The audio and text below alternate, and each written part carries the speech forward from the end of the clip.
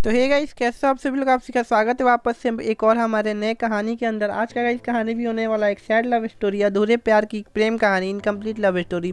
ये guys title कल की तरह है थोड़ा सा।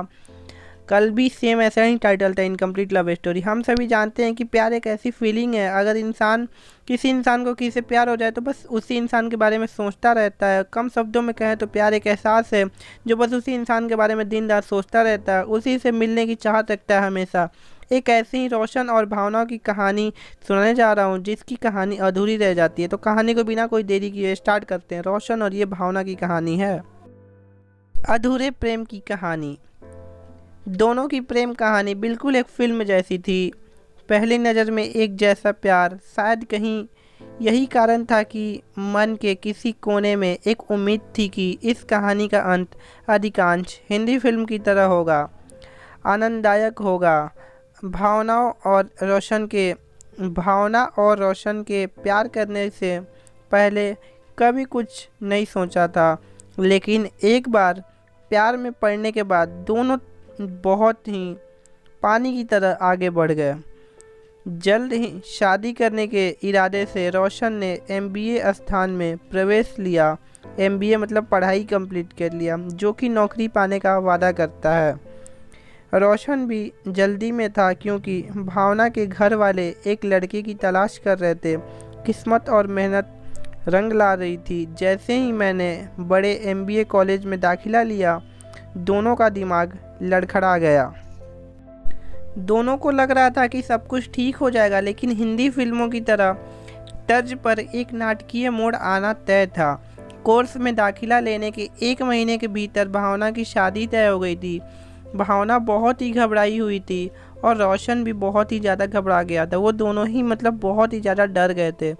मेरे दिल में यह बात आ रही थी कि वे तुरंत भागकर शादी कर लें, लेकिन कोई नौकरी नहीं थी और इसीलिए उनके बढ़ते कदम दोनों रुक गए थे।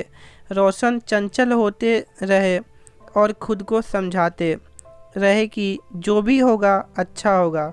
दोनों में इस बात की भी चर्चा की थी कि वे अपने घरों में शादी के बारे में बात करें, लेकिन हर बार जाति, उम्र, स्थिति, बेरोजगारी जैसे कारणों के कारण प्रयास किए जाते थे।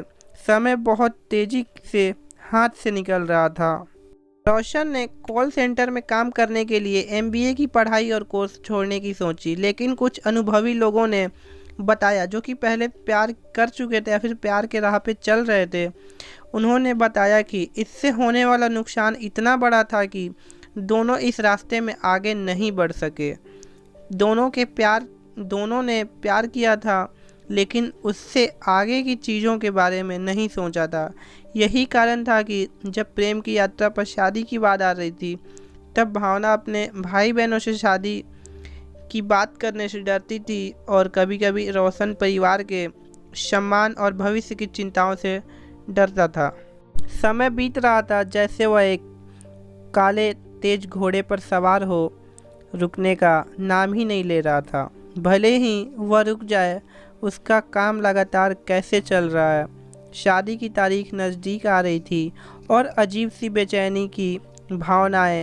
बेचैनी ने मन के घर कर लिए थे।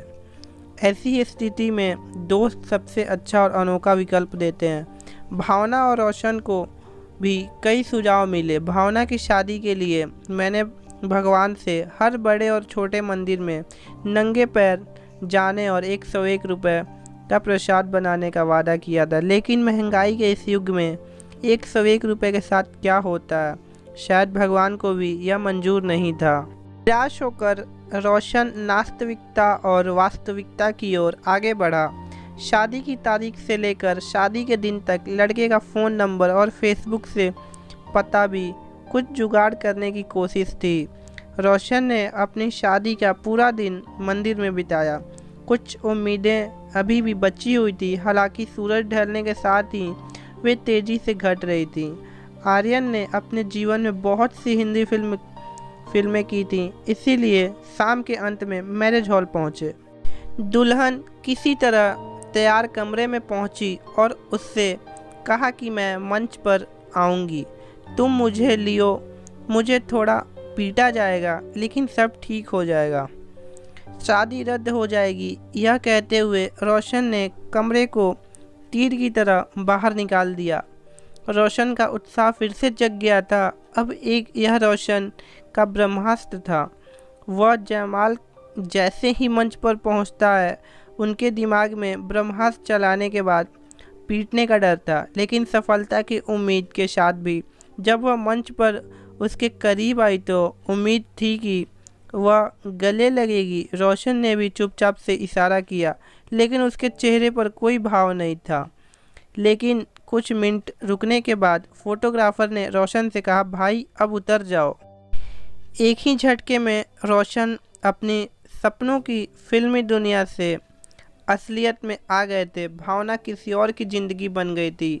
लौटने के बाद दिनेश रियल लाइफ से बाहर निकलकर पत्थर की आंख से देख रहा था और अपने जीवन की फिल्म को भी फिर से देख रहा था।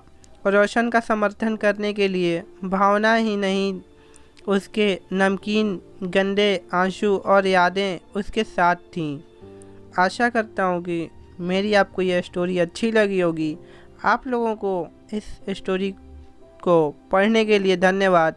यदि आप लोग के पास कोई ऐसी कहानी है तो आप लोग ज़रूर कमेंट में बताना। मैं इंस्टाग्राम आईडी वहाँ पे पिन कर दूँगा अपना, आप वहाँ पे मेरे को कॉपी पेस्ट कर देना। कहानी मेरे को अच्छा लगेगा तो ज़रूर हम सुनाने की कोशिश करेंगे।